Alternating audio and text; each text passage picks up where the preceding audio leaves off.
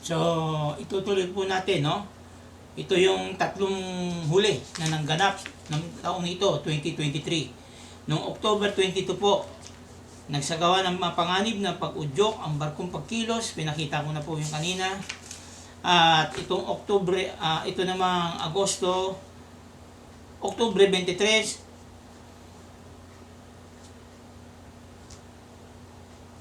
sadya naman binangga. Ito po yun, no? Tatandaan niyo yan, sadyang binangga ng Coast Guard ng China. Wala po yung nakikitang barko dyan, kundi ito yung pangalawang kalihim, no? Assistant ni Teodoro Gibo ng DND. Naganap po yan. At itong huli, nagpahiwatig ang China na alisin at isuko na raw ang barko na nabubulok.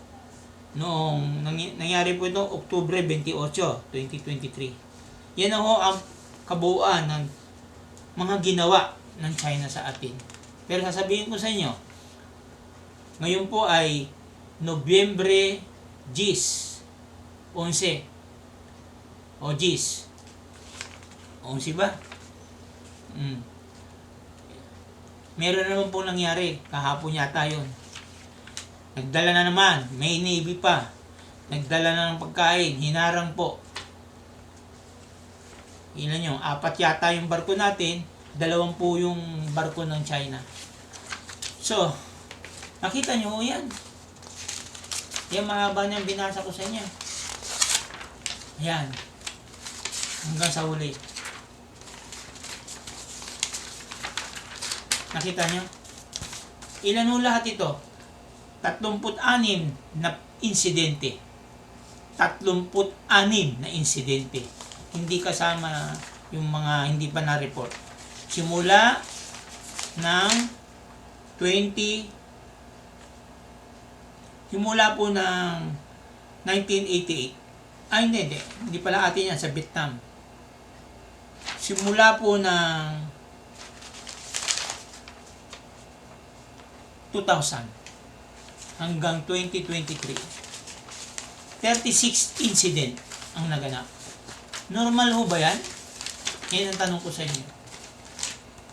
Lahat ng pula. Ang susunod ko pong sasabihin sa inyo ay ang ikatlong yugto ng aking pag-uulat. May paraan pa ba ang gobyerno? Ang sabi ni Gibo, ang sabi ng DND, ang sabi ng AFP, nang tanungin ng media, ano ang aksyon yung gagawin? I'm sorry, mako-compromise. Hindi pwede. Top secret. Tama po yun. Pero ako po, hindi nasa gobyerno. May karanasan, nag-aral ng maritima, gumawa ako ng libro. May libro po ako. Wala. Kasi baka hindi nakapanood ng una ko eh. Ayan po, maritime law. Kung gusto yung mabasa, punta ko kayo sa main